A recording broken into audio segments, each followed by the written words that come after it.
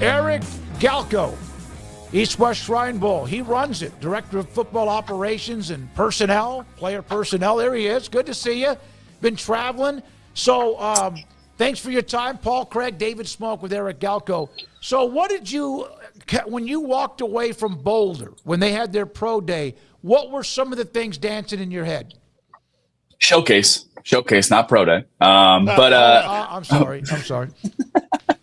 No, I think it's I was excited. First off, aside from Shedeur Sanders and Travis Hunter, we had 5 other players that came to the Shrine Bowl this past year, including Shedeur Sanders, Jimmy Horn Jr., Will Shepard, LeJontay Western, Cameron Sumlin-Craig, who all tested really well, did a great job there as well. I think putting aside Shedeur Sanders and Travis Hunter, and they could have 5 other draft picks on that roster this year. So we may look back in a year or even 3 weeks from now and be like, holy crap, they had 7 draft picks on that Colorado team that was only a couple of games away from being a real college football playoff contender. But certainly the takeaway was Travis Hunter a little bit, and then obviously Shedeur Sanders, and we can dive in more about how he did at the showcase. But I thought he did very well. I think it's certainly intriguing, exciting to see how much enforced the Browns ownership and executive and coaches, as well as the Giants executives and coaches were there in full force. And the Saints were there as the QB coach as well, too. So I think all eyes were on Shedeur at the pro day, but I think the showcase overall was beneficial for Colorado and their players. Eric, I've heard that there's a lot of silly things going on in the draft talk right now. Will Campbell's hands are too small, or Shedeur Sanders pats the ball, things like that, which are all weird subterfuge. Like I heard that one and I was like, okay, I mean, that's not the first time I've seen somebody do that. How much, when you watch the film of Shedeur Sanders, do you kind of have to extrapolate, man, if he had 5 guys in front of him who would get in the damn way of the guys coming after him, he would be even more prolific than he was? Yeah, I think it's a balancing act because, hey, as a person, I really do believe and trust and value Shedeur Sanders as a person as well, too. On the field, I think he's a darn good player, but there's things he can work on. I think the offensive line he had to work with at Jackson State and at Colorado certainly wasn't ideal, but there's been guys that have been drafted with worse offensive line. Josh Allen at Wyoming probably had lesser talent than Shedeur Sanders when he was at Colorado, and Josh Allen had a pretty darn good college career and some really intriguing plays maybe Shedeur Sanders didn't have. So I think for Shedeur, you want to find the right balance of contextualizing it, because you don't want to say bad O-line, throw away those bad plays, because that's not really the right way to evaluate him either. But you also don't want to say, hey, if Shedeur Sanders had, if he had a better offensive line, he'd be a great player. Maybe that's not true either. So I think it's really on a play-by-play basis. But hey, he hasn't played a game since December. We're running out of topics here for Shedeur Sanders. You either like the player on film or you don't. The showcase wasn't going to change a whole hell of a lot. Like the person who you don't. He's had playing down with NFL teams now. Now we got to just get through the next 3 weeks and not be biased by things that maybe don't make any sense to you. The padding of the ball or whatever. Hey, if you've watched the film, this is not new information on what he does. Where does Shiloh fit in, you think? I think he's got it. I mean, I think he's realistic. I've talked to Shiloh a whole bunch, and I think he's got a great head on his shoulders as well and knows kind of where he stands. I think he's a special teams player in the NFL that can offer value there. He had to test well at the showcase to do that. He did. He ran the low 4.5s, tested well across the board. So I think NFL teams see him now as a special teams guy first who really does have great instincts. He's kind of a box safety guy you want close to the line of scrimmage, and that's a little bit harder to find those guys being starters in the NFL, but teams want those aggressive, downhill, strong safeties who can play kind of the short area. So I think he's great in the run game. He's great in the short area coverage stuff, and he could play special teams. I think he's got a real chance to be a draft pick. I know of 1 or 2 teams who feel that, hey, if he's there in the 6th, 7th round, they may take him. So I think he's got a great chance to be a draft pick. We could see both Sanders players drafted on draft weekend. Eric, is there somebody shooting up the charts? There's always a quarterback that surges. I know we've seen information about Jackson Dart, but is there somebody that you see that might be like surging up to the first round or at least into the draft itself?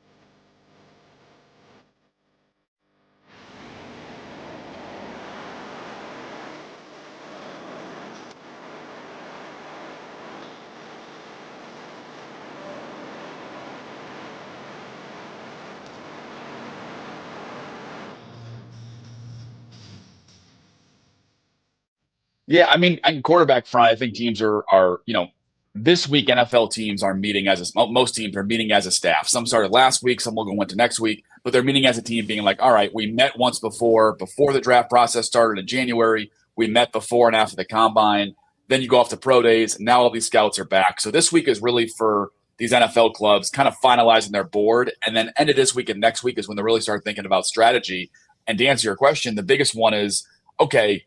The Browns, the Giants, maybe the Saints, maybe the Steelers need quarterbacks. Now let's put those puzzle pieces together, right? If you're the Steelers, you're going to move up for Shedeur Sanders if he falls. Do you want to stay put at 23 and take a quarterback? Do you want to move back or take one in the second round? So I think the quarterback wrinkle is going to be super interesting to figure out because I think NFL teams are going to have a good sense of who they like.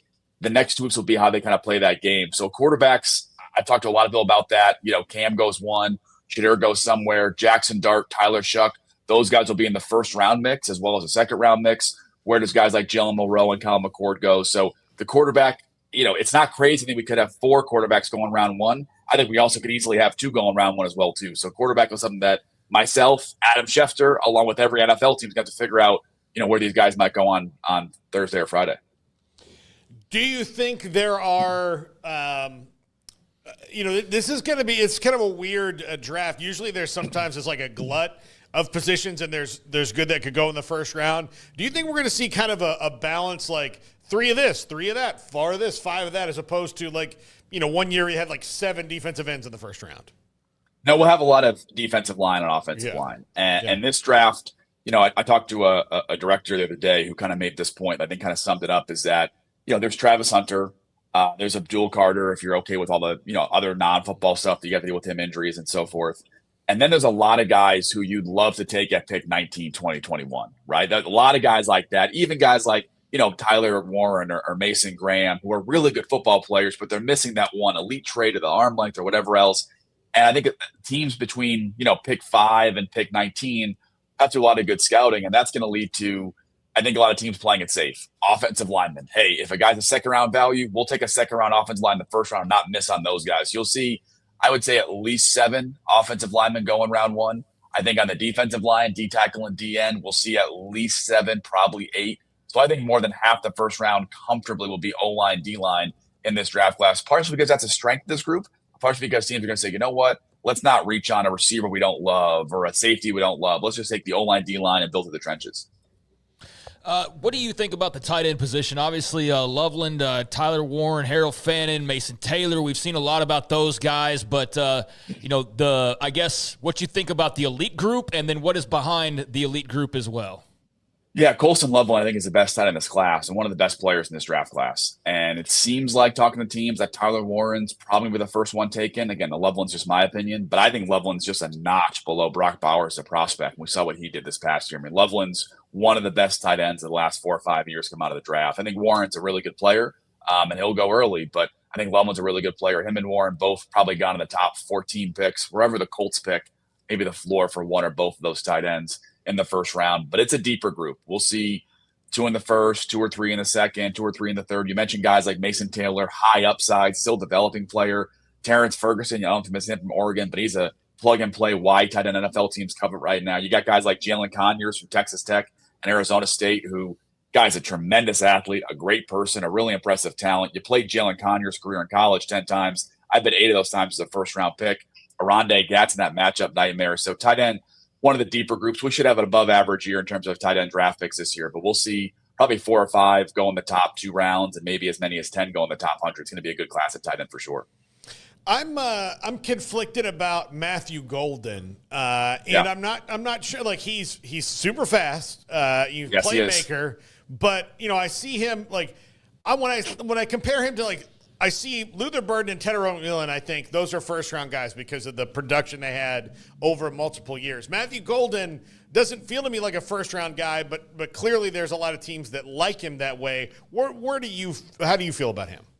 Yeah, I think teams are more split. I think sometimes we all kind of glom on to say the Cowboys taking Matthew Golden because everyone likes them, right? And it's like, well, maybe just one guy said that and we're all kind of lumping on there. Yeah. But I think he does make sense for the Cowboys. But teams are split. I took to one team who was like, if Matthew Golden's a 4.41, is he a third round pick to some people, right? And I think that being the fastest guy in this year's draft and seeing the Xavier Worthy impact that he had for the Chiefs as a rookie and just even a situational player for a playoff team, I think is really alluring. I do think he'll be the first receiver drafted, but that could be 12, that could be 20. I think, him and Ted McMillan are my only two kind of currently expected first round picks. Certainly Luther Burden will be in play as well too, but I get a sense right now the teams are going to maybe punt on the receiver group at all because it's a little bit deeper, but Golden, not necessarily a complete receiver quite yet. Ted McMillan, that speed, vertical ability. Luther Burden, hey, you watch the film this year especially, and is he going to be a complete guy to be a number one receiver? Jaden Higgins, Savion Williams, all these guys are really, really talented guys, but are they first-round picks? I think teams then will probably pass on them too. But Golden's an interesting one because, again, as high as 12, and you could tell me 22, 23, and I wouldn't be surprised either. Eric, we've had you on for years, and of course you're part of Optimum Scouting, and now the Shriners Children's East-West Shrine Game, and you've done a lot. You don't see many people like Eric Swan anymore, do you? Do you see someone that? And I'm not saying he wasn't a highly rated guy, but do you see names like that? It's hard to overlook somebody now, isn't it?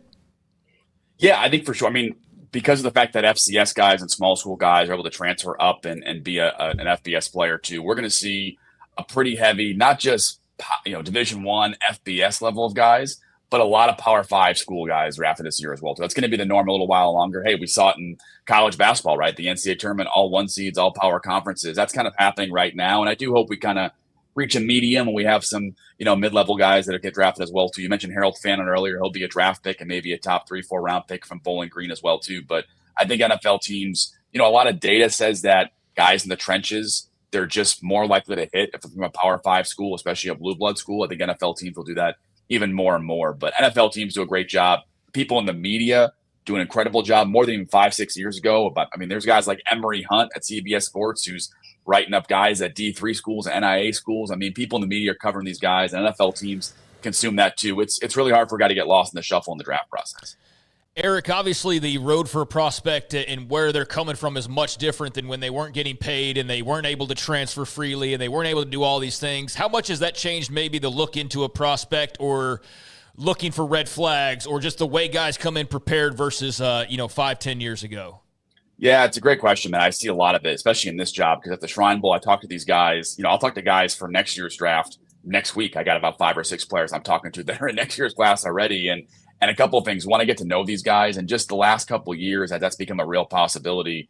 Players are so much more mature. They're able to really think ahead. In college, 10 years ago, these guys were just like, I got to hopefully just make enough money to survive and hopefully help my family with some money under the table and get to the NFL and get that paycheck. And now as 18-year-olds, these guys can be financially independent, which is awesome. And these guys can be really very mature people at 18, 19, 20 years old. The other piece, though, is that, Cam Ward, for example, I talked to Cam Ward and his family a year ago.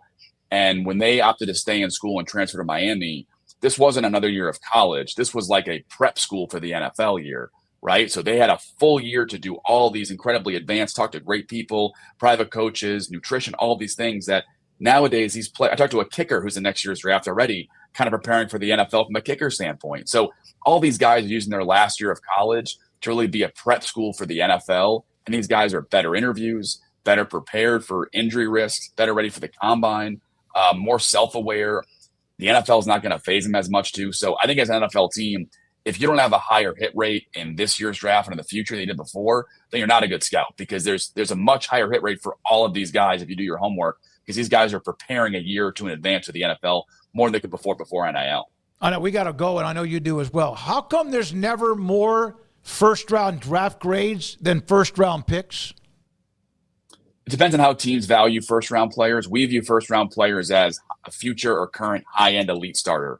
And if you got 32 of those guys in the draft, that's awesome. But oftentimes it's a much more about like what they can do for you versus what that round grade means. And some teams are just stingy with it and like having, we only have 21st round grades, so let's be real. But I think a lot of it is like, hey, we want these level of players, and if we don't have that player available to us, we'll have to trade back or understand our value too. But there's 32 really good players in this draft class, and NFL teams in round one from the Tennessee Titans to the Philadelphia Eagles will have good players to draft from this year. Thank you, sir. Appreciate it. Eric Galko, Shrine Bowl, Director of Operations, East-West Shrine Bowl, and just as knowledgeable as you could possibly be. We appreciate his time.